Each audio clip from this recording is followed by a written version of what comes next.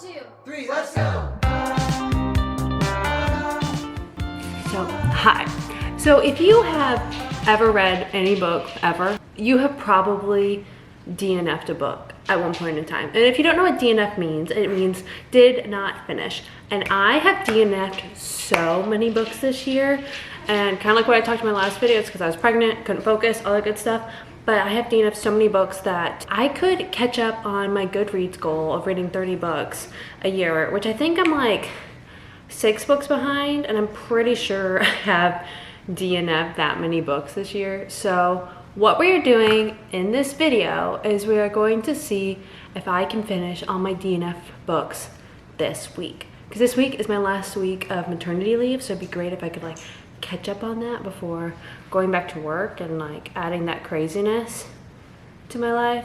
Okay, I've read 13 books this year. I'm 7 books behind schedule. I don't know if you can see that, but I'm 7 books behind schedule, which is crazy. So you guys, I'm gonna take you guys along to suffer with me, or not suffer. Not all the books are bad. Really, like not all the books are bad. Like I'm reading Red Rising right now and I'm loving it. It's such a good book and I can't wait to talk about it later, but some other books I'm not super excited to finish, but I'm so close with finishing them that it's worth it at this point to catch up on my Goodreads goal. So me and my girl, we are about to go on a walk, and I'm gonna be listening to Red Rising and then maybe reading out my Kindle later, but yeah, if it focuses, that's what we're gonna do, and I hope you guys come along with me. Hi, it is now Thursday, and I have finished not 1, but 2 books today. So this is Morgan of the future coming in because I finally sat down to edit this video, and I realized I sounded so dead and did not even give the book justice. The book that like was the best book I read in this entire video, which is Red Rising. It was so freaking good. 5 stars. I cannot say enough good things about this book.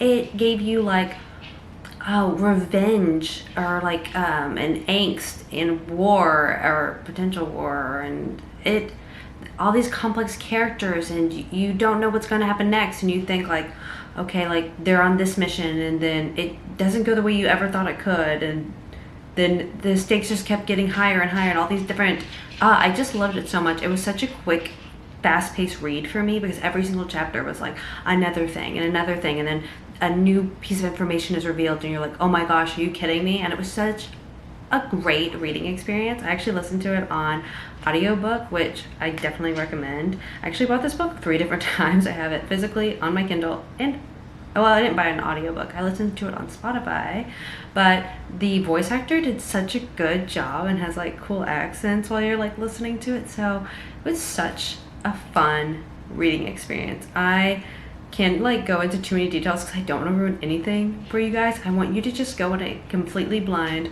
and just enjoy it, because I haven't been this excited about a book series in so long. Go listen to it, enjoy it, and let me know what you think about it. The second book I finished was Quiet Tenant because I only had an hour and a half of that left, so I was like, let me just like knock it out today. And I remember like hating like reading this book, like did not want to finish it even though I had an hour and a half left. So I just like got through it, and now I can finally articulate like why I didn't like it. The author did a fantastic job writing it. The story is a well thought out, good story. The reason why I personally didn't like it is it's about a man who kidnaps this girl. He keeps her for 5 years, and like the last year he has her, he like allows her into his home, or like not even like year, like last few months, and like introduces her to his daughter. And the reason why it was so off-putting for me is that the perception of this man is only told through the women around him.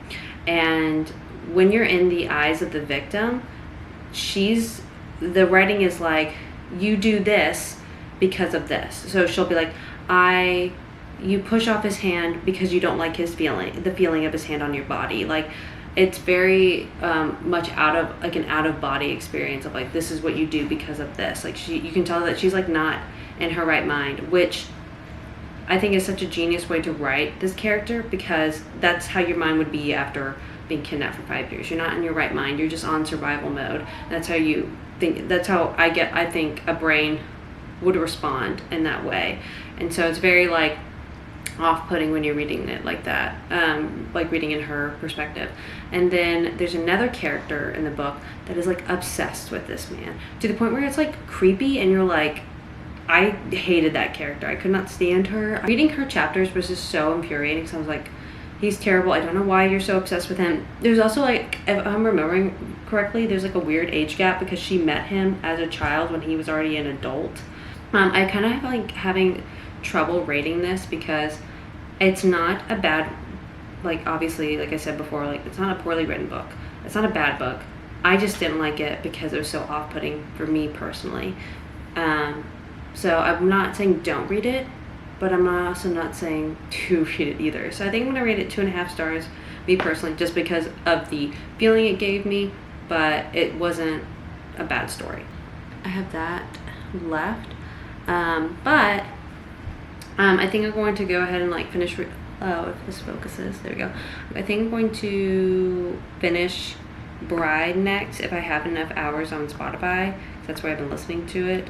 Sorry if this keeps going in and out of focus, and also if like my face keeps lighting up weird. It's kind of late here. It's 7:11 here, and my PC is on the background and I have like colors on it, so it's actually pretty cool. That's my PC setup, so yeah, that's why my face keeps changing colors. So yeah. Okay, so hi, it is now Tuesday.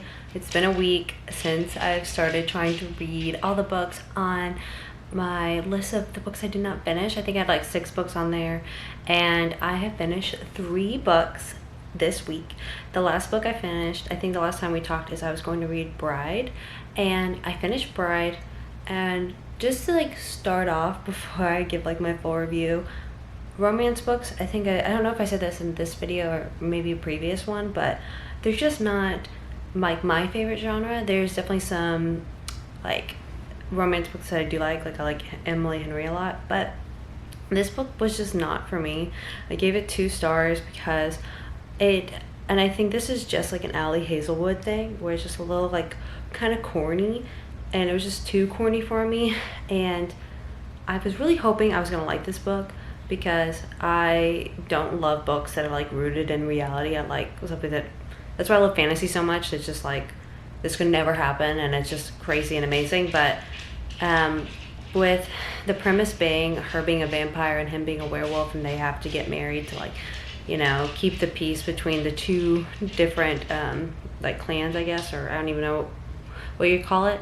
And her like not even growing up with vampires and not even hating werewolves. So I was like, this is not an enemies to lovers book that I was told that it was.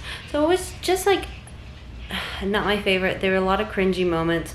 I felt like no tension between the 2 main characters. I didn't feel like when they had the first spice scene, I was like, where did this come from? Like, I felt like everything was out of left field. None of it made any sense to me.